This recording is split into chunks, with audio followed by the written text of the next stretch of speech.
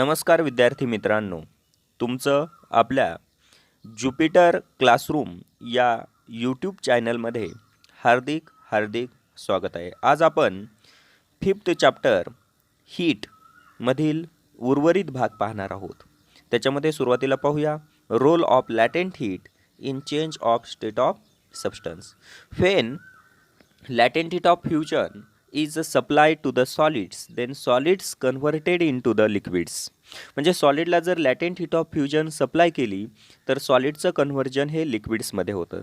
Similarly when latent heat of vaporisation is supply to the liquids, then liquids converted in to the gases. म्हणजेच लिक्विडला जर latent heat of vaporisation supply केली तर लिक्विडचं conversion गॅसेसमध्ये होतं. Similarly when latent heat of vaporisation remove through the gases, then gases converted in to liquid. म्हणजे गॅसेसमधून latent heat of vaporisation remove केली तर गॅसेसचं कन्व्हर्जन लिक्विडमध्ये होतं.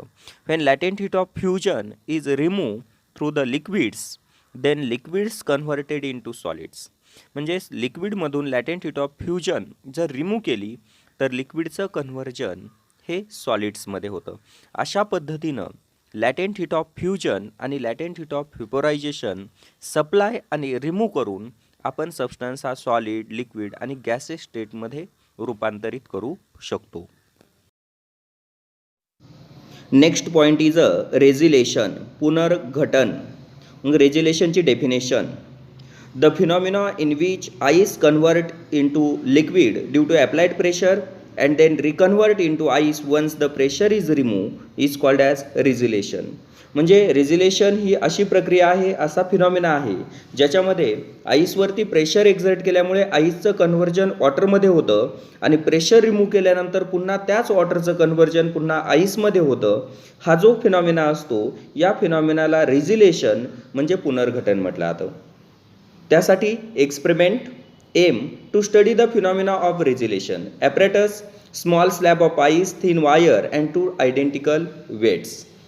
Then procedure: take a small slab of ice, thin wire and 2 identical weights. Then put a slab of ice on a stand as shown in the figure. Hang 2 equal weights to the 2 ends of metal wire and put the wire on the slab shown in figure.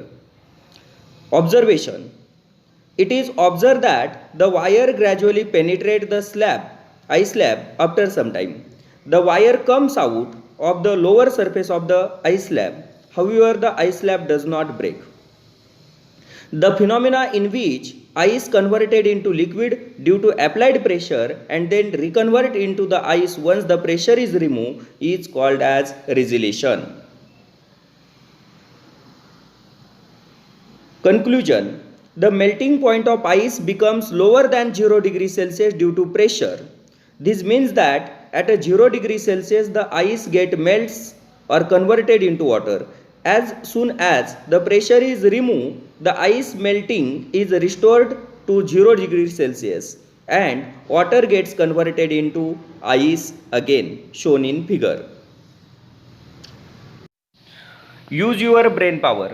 याच्यामध्ये दिलेले जे काही 3 सब question आहेत याचे answer तुम्ही लिहून मला पाठवायचे आहेत.